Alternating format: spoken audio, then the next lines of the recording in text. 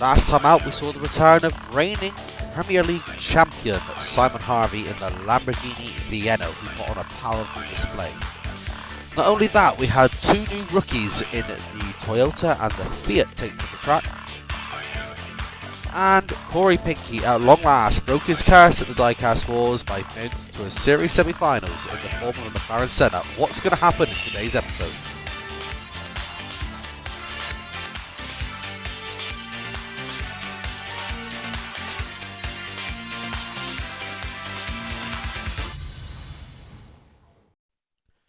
Welcome back to the Diecast Wars. As always, I'm your host Rob Allen, and we are ready here with Group D. We finally moved on to the right-hand side of the bracket.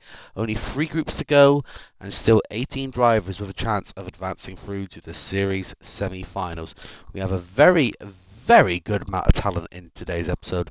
Let's take a look and see who's going to be racing. And if you haven't already, please give us a consideration and drop us a hit on that subscribe button.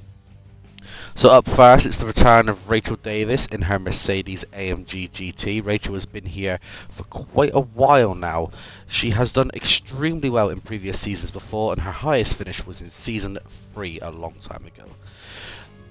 Returning once again, it's Cain Holsen in the Exorcist. Cain is the reigning 2021 All-Stars champion and the runner-up of the 2021 Wacky Races.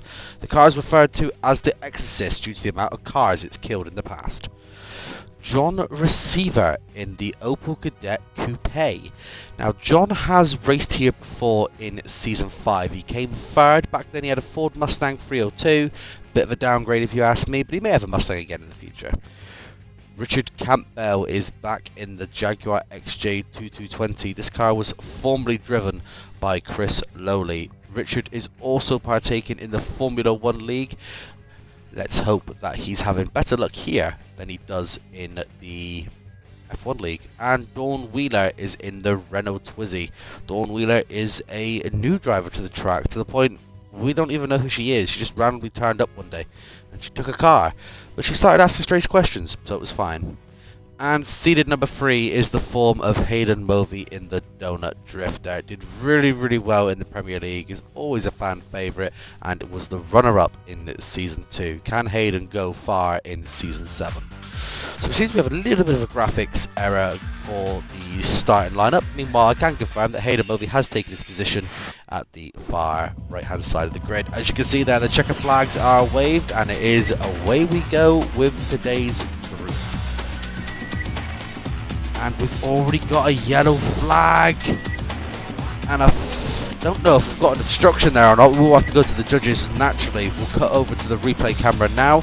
It was a good start for the Jaguar. The Renault Twizy went doing, and the Exorcist trying to shove its way past. John Recevuer has ended up on his roof. It is an Opal Kadett. I'm not surprised in any way, shape or form.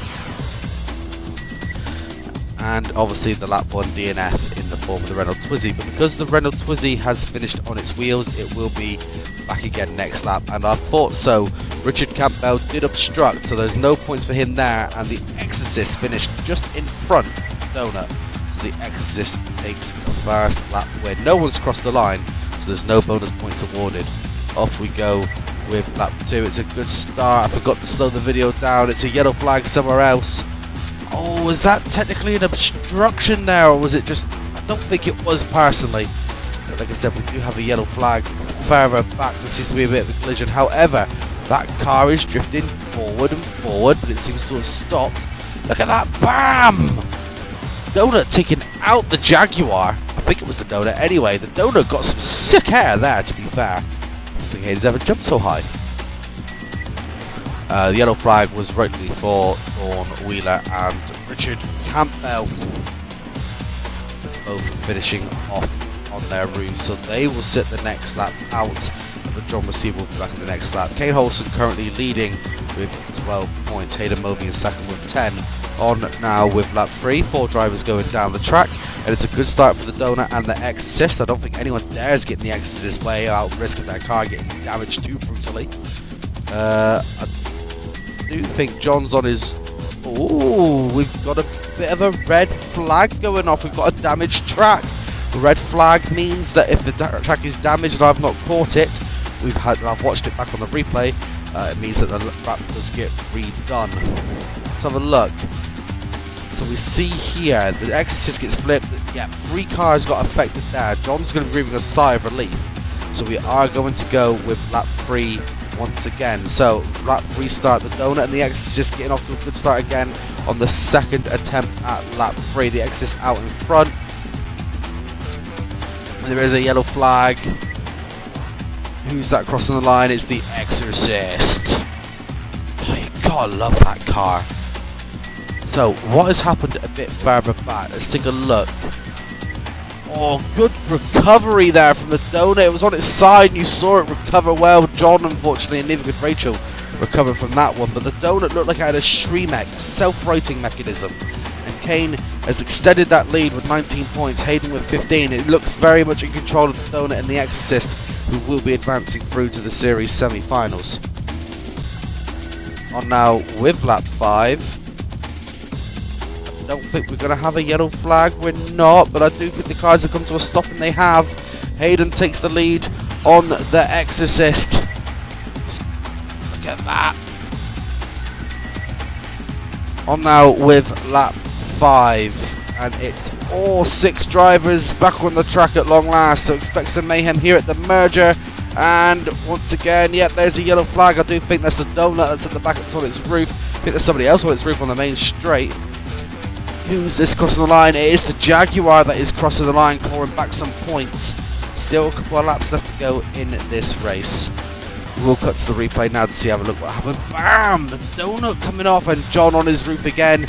And I do believe John's not going to have any points in this group.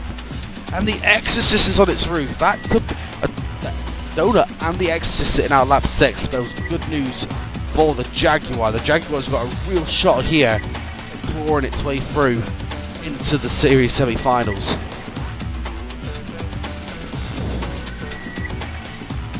Just look at that, littered with cars ruined everywhere. 3 cars on its roof. And as I said a moment ago, if Richard Campbell can get a decent lap, he will tie with the Exorcist. The Exorcist is not running in this lap, so it's all to play for the Jaguar, but he's got a Mercedes and a Renault Twizy to beat. But the Jaguar is in prime position, going down one of the 2 centre lanes, getting past the Mercedes and past the Renault Twizy. We've got a yellow flag further back, and I do believe we are going to have to go to a judge's decision on who goes through between the Exorcist and the Jaguar. They'll be looking at bonus points, least amount of obstructions, and least amount of DNFs. That's what it will come down to. Unlucky there for the Renault Twizy. I kind of wanted it to do well, but as I said, we have a tie. Hayden Mulvey guaranteed to go through as the group winner. So I do believe it has been confirmed that it is. Yes, it is. It's the Jaguar XJ2220. Richard Campbell will advance through to the series semi-finals. Semi-final A, obviously. This is who is in. I know we're in the final side of the left-hand side. This is Group C, not Group D. Anyway, judge's decision. Both Cain and Richard had 1 of DNS and obstructions, but Richard Campbell crossed the line twice, so it's a 1-0 score, which means that Richard Campbell advances through. Very, very tough decision when it comes to deciding who goes through. Right, so that is the end of the left-hand side of the bracket. As of next episode, we head on over to the right-hand side with Group D. I kind of jumped ahead of the ball there in that episode. Then, bear in mind, it is, as I record in this video, just gone midnight, so I am quite tired. I've been up since 7 AM. Pretty sure you can forgive me. But we are now halfway through our group stages officially. We move on over to the right-hand side, and in the next group, Matthew Harding, our original champion, returns, and it's a bit of a family rivalry, as his niece, Isabel Harding, makes her debut here at the Diecast Wars. It's Family Wars.